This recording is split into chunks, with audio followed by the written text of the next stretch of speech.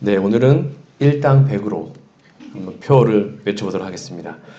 말씀은 생명입니다. 기도는 능력입니다. 선교는 사명입니다. 제자는 우리입니다. 네, 말씀의 생명, 기도의 능력, 선교의 사명, 제자된 우리, 이 귀한 표어가 우리의 삶 속에 잘 실현되기를 간절히 바랍니다.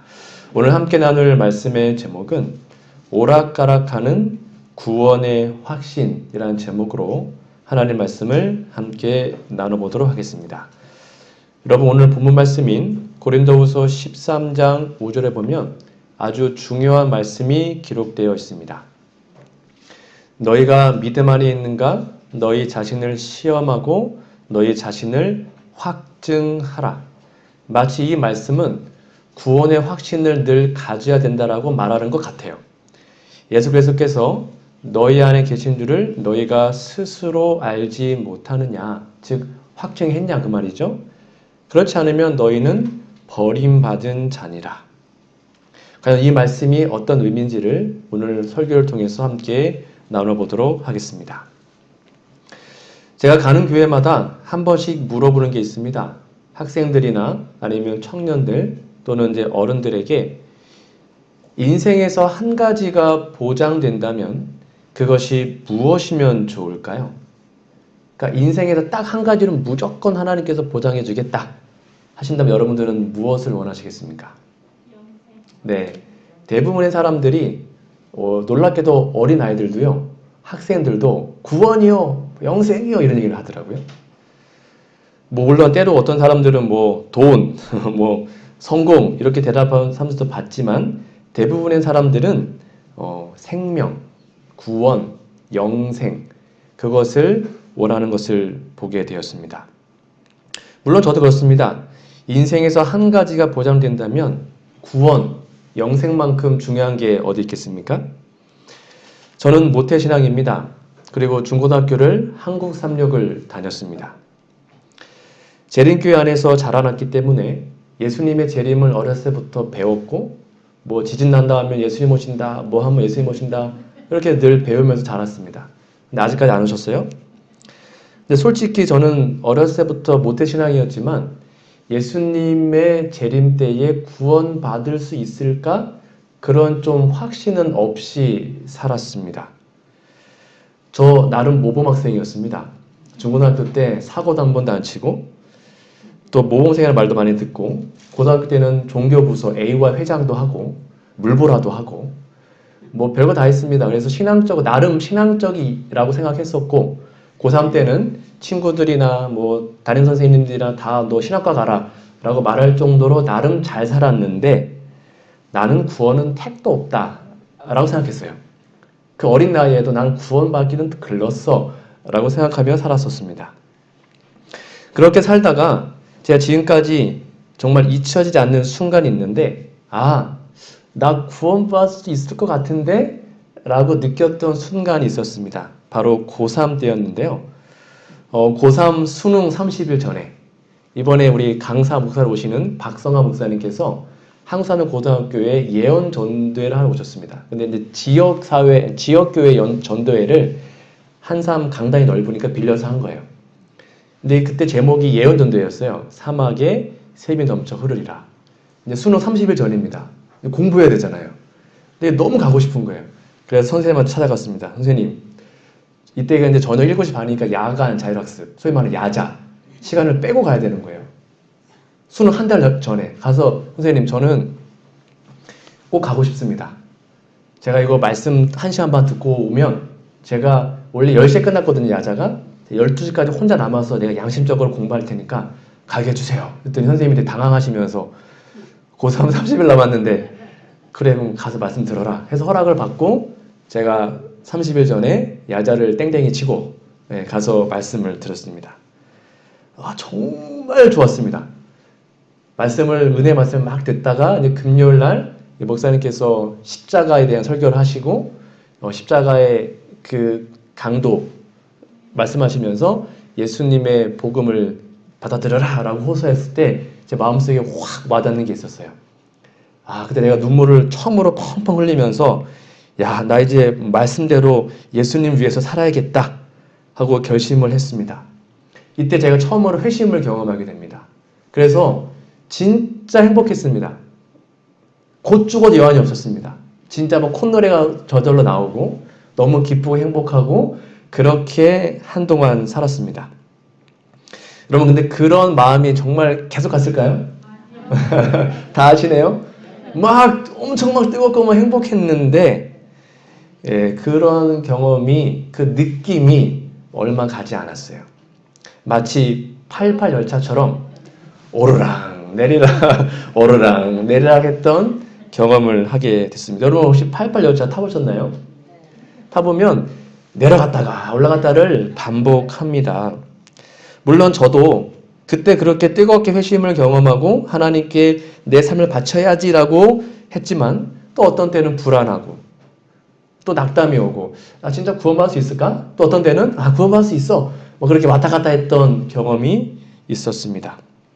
그런데 이 경험이 저만의 경험이 아니었더라고요. 제가 쭉 대화해 보니까 대부분의 사람들이 이런 느낌을 갖고 신앙생활을 하시더라고요. 오늘은 좀 된 것 같고 오늘은 좀 아닌 것 같고 이렇게 왔다리 갔다리 하는 것을 보게 됩니다. 그러다가 제가 이제 군대를 갔다 와서 신대원에 가기 전에 어느 교회에서 청년반을 같이 진행하다가 어느 청년이 저에게 이런 말을 하는 걸 제가 들었습니다. 저에게 좀 충격이었어요. 그 청년은 나름 좀 믿음 있는 청년이었거든요. 오빠, 구원도 못 받을 건데 노력은 해서 뭐해요? 이러는 거예요. 그러니까 그 여청년이 나름 믿음이 있었고 정기적으로 교회 출석했고 정말로 믿음 있는 청년이라고 보였는데 자기는 너무 많은 잘못을 저질렀기 때문에 구원받을 기대는 안 한다는 거예요. 그냥 교회가 좋고 청년반이 좋아서 교회 나오지 자기는 구원 못 받는다는 것입니다. 그래서 내가 그랬어요. 야, 그렇게 따지면 구원받은 사람이 누가 있냐? 너 같은 사람이 구원 못 받으면 누가 구원받겠냐? 라고 제가 농담을 다 치려고 했는데 굉장히 진지했어요. 저는 구원받기 힘들 것 같아요. 이런 얘기를 했습니다. 마음에 깊은 연민이 느껴졌습니다. 그러면서 이 역천년과 대화하면서 내 마음속에도 이렇게 구원받을 수 없다. 나는 구원 못 받는다. 라는 생각을 하면서 좌절하고 절망했던 때가 있음을 기억하게 됩니다. 여러분은 어떠세요? 여러분 정말 구원의 확신이 있으십니까? 오늘 예수님 모셔도 그냥 쌍수 들고 하나님 감사합니다 하고 구원받을 어떻게 확신이 있으십니까? 어떠세요? 거기까지 뭔가 노력하고 있습니다. 그래서 있다 그러면 되게 교만한 것 같고 그렇죠? 없다 그러면 믿음이 없는 것 같고 이게 참 애매한 질문인데 성경에 보면 또 예언신에 보면 이런 말씀이 기록되어 있습니다. 교회 증언, 구원의 확신에 대해서 말하고 있는데요. 교회 증언에 이런 말씀이 있습니다. 제7일 안식일 예수 재림교인으로서 훌륭한 위치에 서 있는 사람들, 그러니까 저와 같은 지도자들이겠죠. 목사님, 장로님, 집사님들. 그러한 사람들 가운데서도 20명 중 한 사람도 하나님 말씀의 자아희생자 원칙을 실천하고 있지 않다. 그러니까 정말 훌륭한 위치에 있는 분들도 그렇다는 거예요. 밑에 보면 더 심합니다. 안식일을 지키는 젊은이들, 우리 다 포함하겠죠. 쾌락을 쫓고 있다. 나는 체험적 신앙이 무엇인지 아는 사람이 20명 중 한 사람도 안 되는 것을 보았다. 그러니까 화인여사 당시에도 그냥 숫자적으로만 따져보면 20명 중에 한 명도 구원의 준비가 안 되어 있는 거예요. 놀랍지 않습니까? 그러니까 지금 여기 그냥 그대로 대입하면 여기 지금 한 20명이 안 되거든요. 여기 지금 한 명도 그 말이에요. 정말 이 말씀이 그런 말씀일까? 20명 중에 한 명을 제외한 19명은요. 물론 교회를 그만 다니는 분들도 있을 겁니다. 하지만 아까 그 청년처럼 그냥 교회가 좋아서 아니면 사람이 좋아서 그냥 그 모임이 좋아서 교회 다니는 분들도 있어요. 근데 구원의 확신은 없이. 그런데 여러분 우리 대부분의 재림신자들은 이 양극단을 왔다 갔다 합니다. 저도 그랬고 많은 분들이 그럽니다. 나 구원 받았어. 오늘은 안 될 것 같은데 이게 왔다 갔다 하는 것입니다. 양극단을 왔다 갔다 하는 것을 보게 됩니다. 어떨 때요? 아침 일찍 일어납니다. 그 새벽 기도를 합니다. 그러면 오늘 하루는 믿음으로 구원의 확신도 있는 것 같고 좀 아까 좀 게을러가지고 아침 말씀도 못 보고 기도도 못 하고 막 허겁지겁 막 일하러 갔다가 돌아오면 이래 갖고 되겠나 생각 들 때가 있고 저만 그런 거 아니죠? 네, 그런 생각을 다 하는 거예요. 그래서 왔다리 갔다 왔다 갔다 하는 것입니다. 여러분 재림교회를 흠잡기 좋아하는 사람들은 이 재림교회 교리가 그렇다라고 말을 합니다. 즉 재림교회 교회 자체의 교리가 어떤 영적 불안감, 구원의 확신을 없애고 있다. 그게 아까 말한 뭐예요? 조사심판이에요. 조사심판. 그래서 재림교회를 핍박이라 할까요? 뭐라 하는 가장 큰 교리가 요거예요. 아니 예수님 믿으면 십자가로 구원이지 뭘 또 심판을 해가지고 이렇게 불안감을 갖게 하냐. 이게 많은 사람들이 오해하고 있는 것입니다. 여러분 그런데 우리는 재림교회가 정말 아름답고 귀한 교회이고 이 진리가 이 교리가 하나님의 말씀에 입각한 중요한 교리라고 믿습니다. 저도 그렇게 믿어요. 근데 왜 우리는 이렇게 양극단을 88 열차를 계속 타면서 구원 받았다 못 받았다 받았다 못 받았다를 왔다 갔다 하고 있을까요? 여기에서 중요하게 우리가 알 것은 이러한 것은 재림교회만의 문제가 아니고요. 이러한 것들은 일반적인 그리스도인의 문제라는 것입니다. 누구나 이러한 경험을 다 합니다. 누구나 이것 때문에 고민합니다. 말은 안 해도 다 이것 때문에 고민하고 하나님께 매달리죠. 그 이유가 무엇입니까? 그 이유는 바로 우리들이 하나님으로부터 그 죄악 때문에 어떤 간격이 있기 때문입니다. 즉 인간은 죄된 본성이 있습니다. 그래서 하나님과 사람 사이에 간격이 있어요. 그것이 바로 죄입니다. 성경이 이렇게 말하고 있습니다. 여호와의 손이 짧아 너희를 구원하지 못하심이 아니요 귀가 둔하여 듣지 못하심이 아니라 뭐라고 했습니까? 오직 너희 죄악이 너희 여호와 하나님과 사이를 갈라놓고 너희 죄가 그의 얼굴을 가려서 너희에게서 듣지 않게 한다 했어요. 그러니까 이 구원의 확신 문제에 대해서 우리가 고민하는 이유는 어떤 교리 문제가 아니에요. 결국 우리의 죄가 하나님과 우리를 갈라놨기 때문에 그것 때문에 불안하고 불안한 것입니다. 그래서 많은 사람들은 이것 때문에 불안해합니다. 그리고 사단은 이걸 이용해서 우리의 죄를 이용해서 너는 구원받지 못해 라고 계속 우리에게 암시하죠. 사단이 요구하고 있습니다.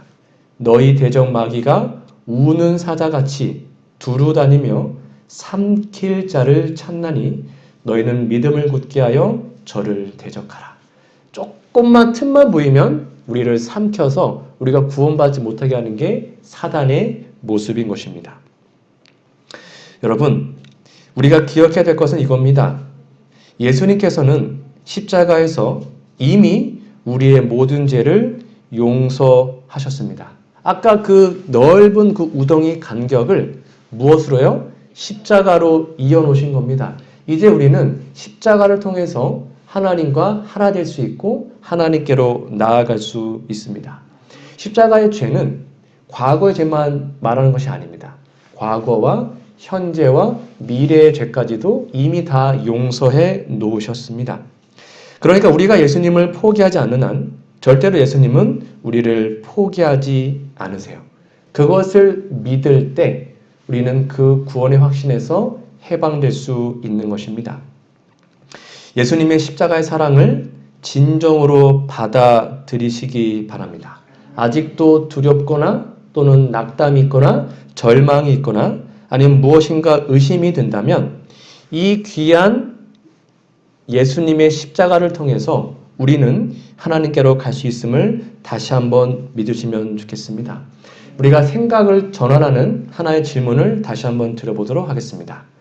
여러분, 구원의 확신이 있으십니까? 요거는 질문이 잘못된 겁니다. 질문이 잘못되면 대답을 하시면 그게 바로 오답이 됩니다. 여러분, 구원의 확신이 있느냐라는 질문은 성경에 없어요. 놀랍게도 여러분, 제가 이 성경을 말씀을 준비하면서 정말로 중요한 한 가지 사실을 알게 되었는데, 성경에 등장하는 위대한 선지자 또는 사도들, 이러한 사람들이 나는 구원받았다, 나는 구원의 확신이 있다, 이렇게 말한 적이 있을까요? 없어요. 신기하게도 없어요.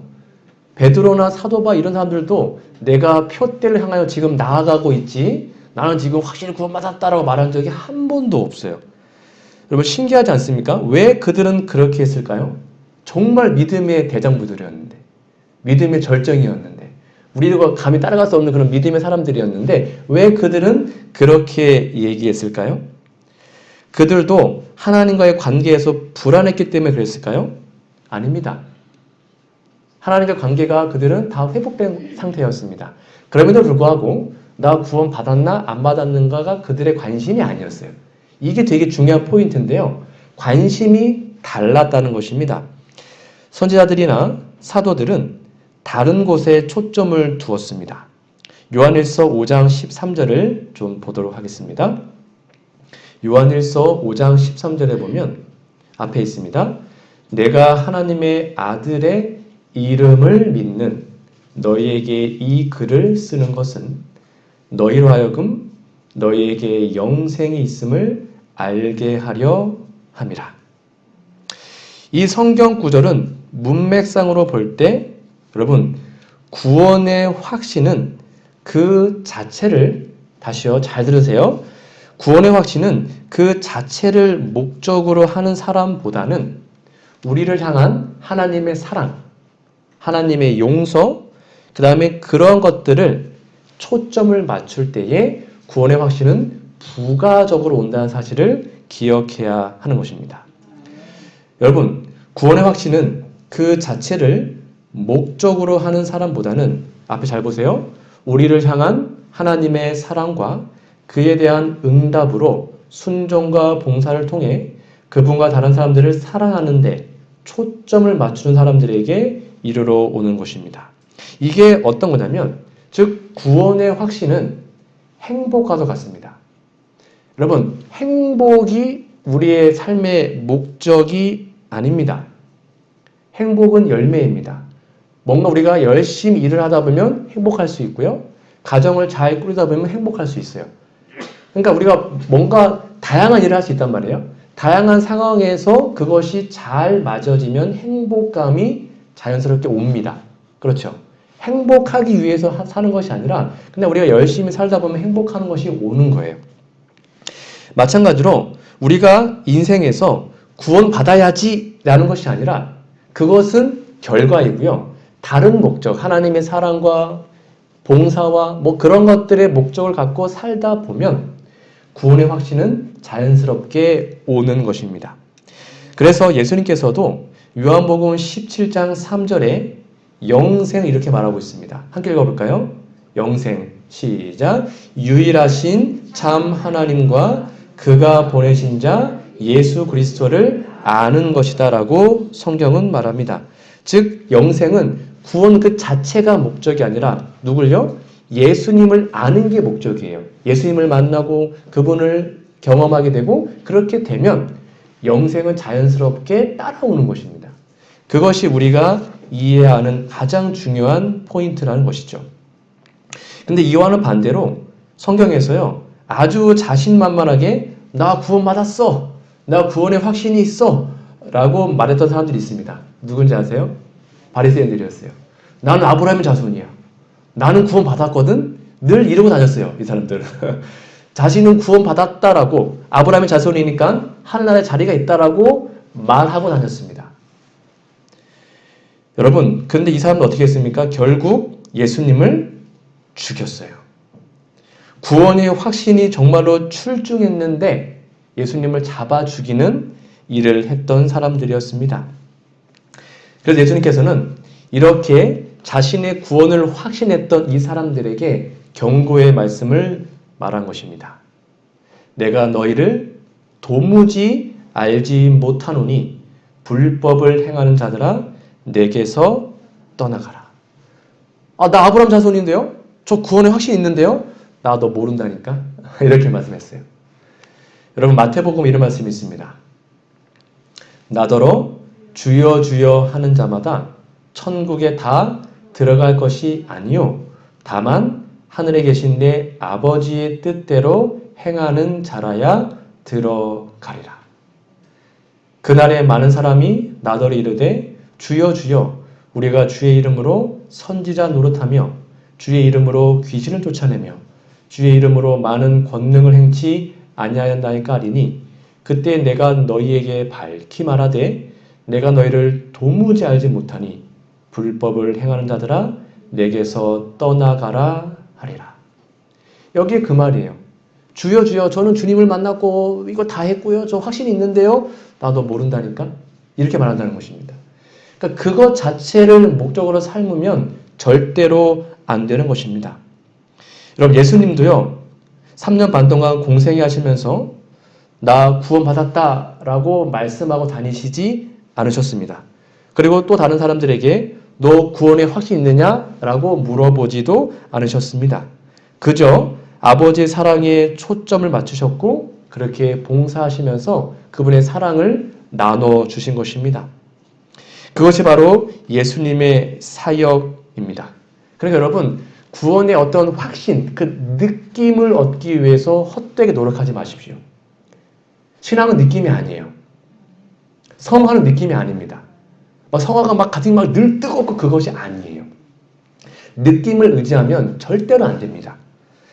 여러분, 우리는 우리의 모든 것을 하나님께 맡겨야 되는데 이 맡기는 거에 가장 중요한 포인트가 요겁니다.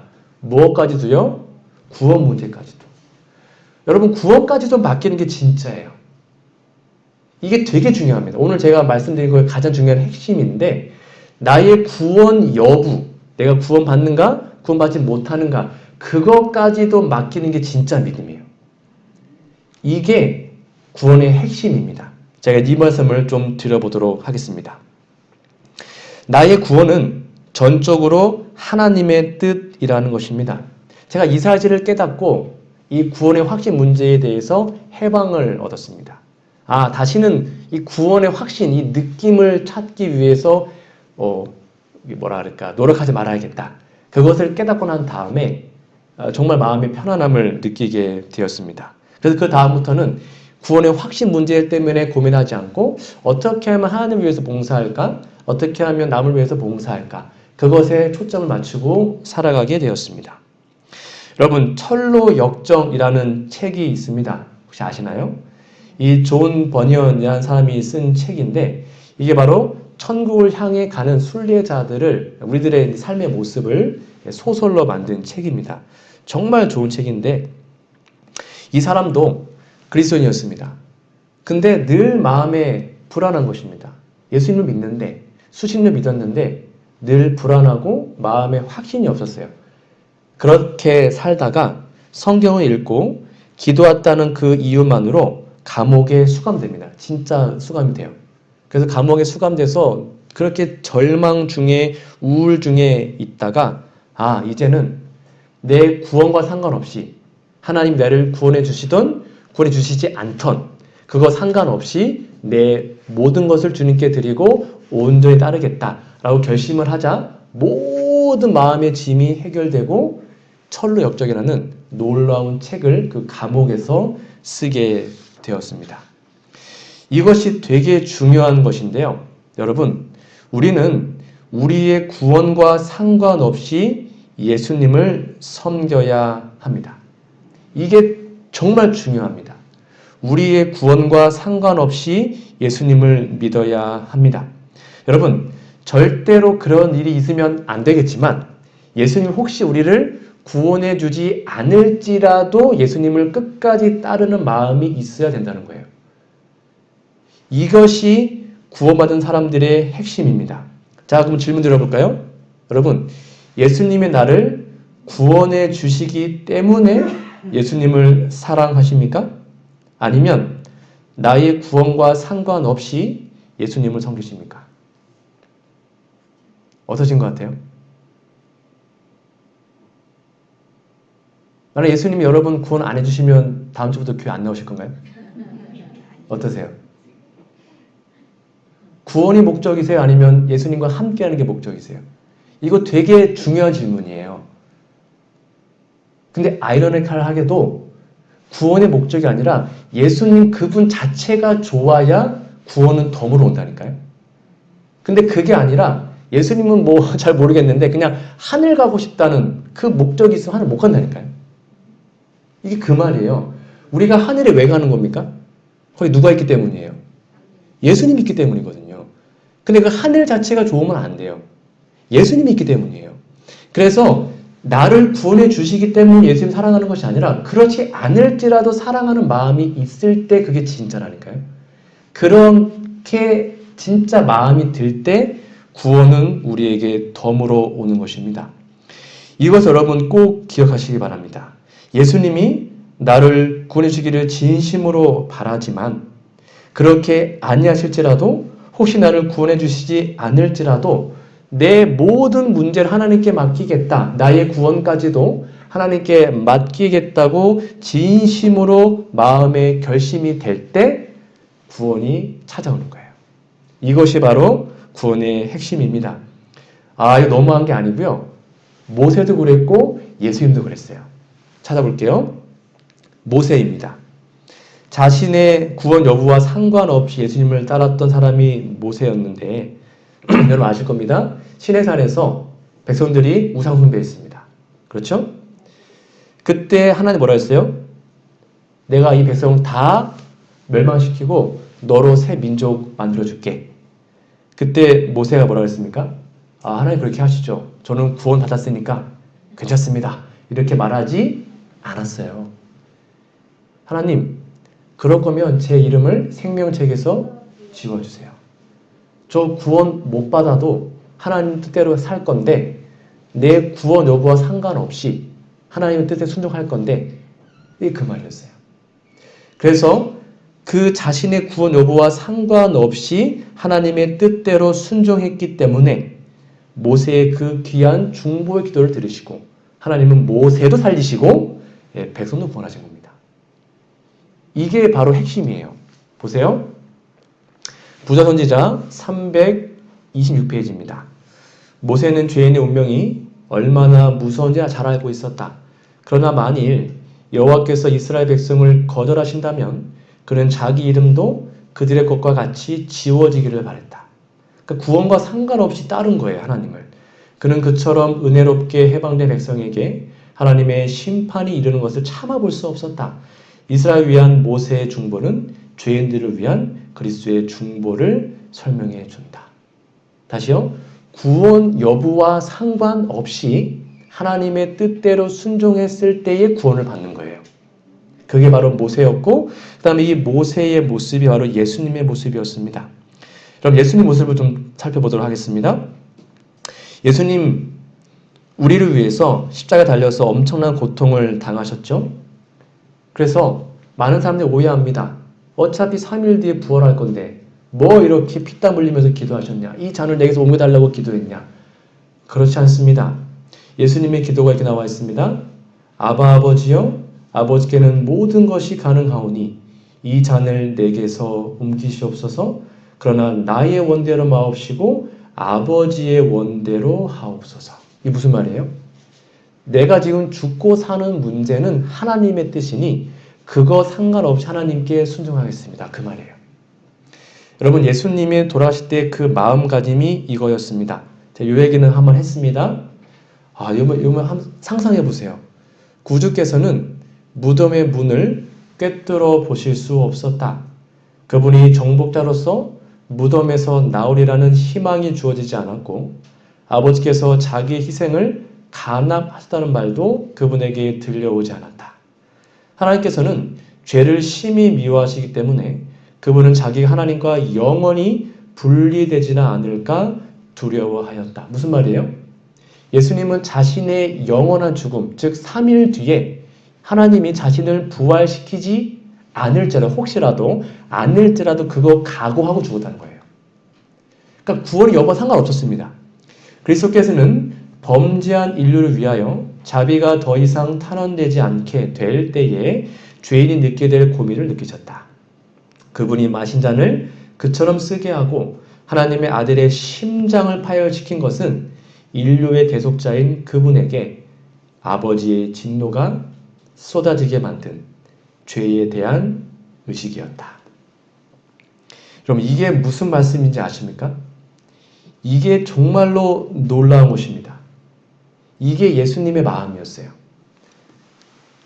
자신이 둘째 사망을 당해서 영원히 부활하지 못하고 자신의 모든 존재가 없어진다 해도 혹시 하나님께서 자신을 3일 뒤에 부활시키지 않을지라도 그럼에도 불구하고 기꺼이 인류의 죄값을 치르겠다는 마음으로 돌아가신 게 십자가예요. 그러니까 구원 여부 상관없었어요. 예수님의 십자가 희생은 하나님 날 부활시켜주면 그거 감사해요. 근데 혹시 그러지 않을지라도 내가 하나님 뜻대로 순종하겠습니다. 그 마음이 있었기 때문에 3일 뒤에 하나님이 예수님을 부활시킨 거예요. 이게 구원이에요. 그러니까 우리의 구원 문제는 구원받기 위해 예수 믿는 게 아니에요. 구원을 혹시 없을지라도 저 예수님 너무 좋아요. 하나님 너무 사랑해요.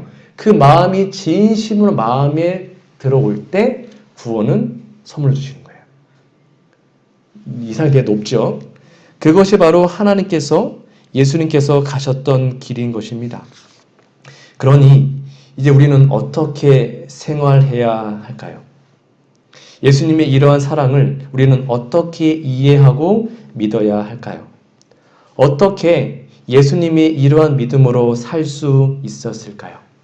자신의 생명과 죽음, 자신의 구원에 대한 모든 것을 하나님께 맡기신 믿음, 자신의 구원까지도 하나님께 맡기셨던 그 믿음, 그러한 믿음을 모세와 예수님은 소유하고 계셨던 것입니다.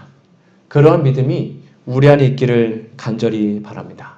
그래야 하나님 우리를 진짜로 구원할 수가 있는 것입니다. 우리 안에 이러한 믿음이 있을 때 여러분 더 이상 오락가락하는 구원의 확신 때문에 구원받았다, 못 받았다를 왔다 갔다 하지 않을 수 있습니다. 정말 중요한 정로의 계단 72페이지. 이거는 별표 100개짜리입니다. 잘 보세요. 우리는 우리 자신을 중심 삼지 말고, 즉 구원의 확신을 왔다 갔다 하는 게 자신이 중심이 하는 거예요. 잘 보세요 합니다. 정말 중요합니다. 자신을 중심 삼지 말고 또는 구원을 얻을까? 못 얻을까?에 대해서 걱정과 염려를 하지 말래요. 그렇죠? 이러한 염려는 사람을 우리의 힘의 근원이 되시는 자에게서 떠나가게 하는 거예요. 그대 그럼 중요합니다. 그대의 영혼을 하나님의 보호에 맡기고 그를 신뢰하라. 무엇까지도? 구원 문제까지도. 구원 문제까지 맡겨버리는 거예요. 예수님에 대해 이야기하고 생각하자. 그를 생각하는 가운데서 자신을 잊어버리라. 이게 핵심이에요. 내가 구원 받을까? 못 받을까? 이것은 자기 중심적인 생각이고 그것까지 잊어버리는 거예요. 내가 하나님께 맡겼으니 하나님이 최선의 것을 해주시겠지. 그걸 믿는 거예요. 그것이 자신 잊어버리는 거예요.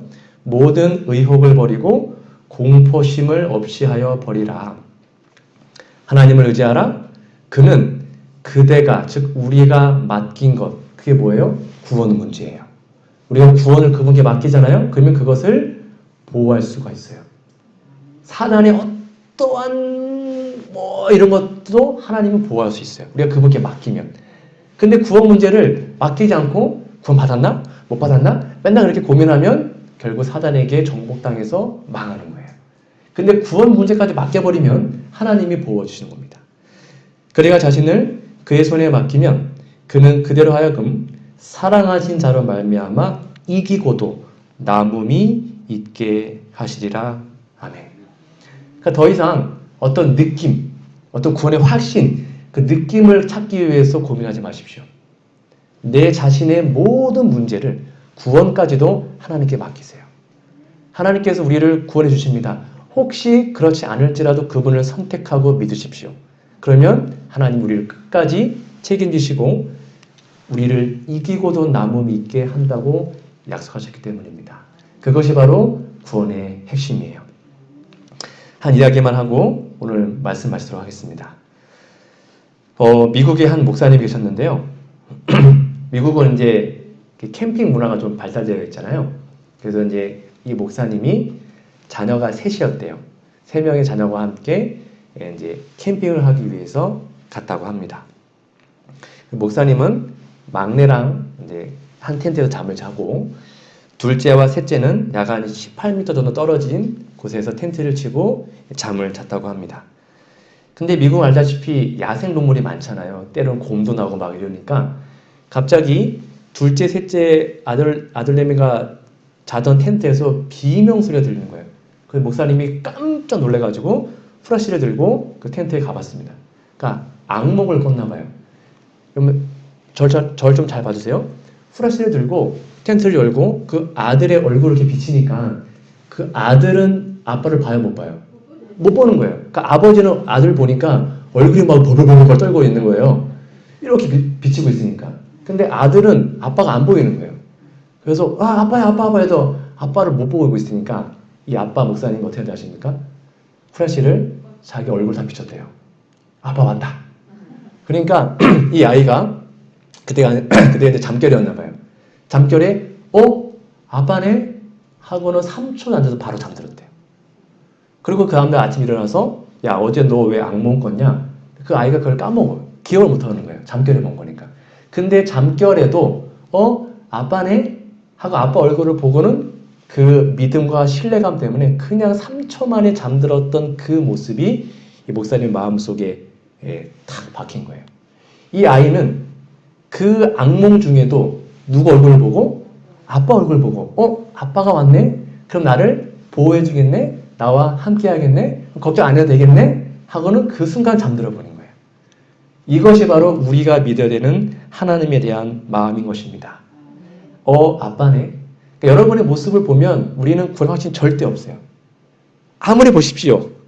이 상태로 구원할 수 있나? 못 봤습니다. 그런데 우리가 하나님을 보고 예수님을 바라본다면 아빠네, 하나님이시네, 내가 하나님께 맡겼으니까 하나님, 이게 바로 구원인 것이죠.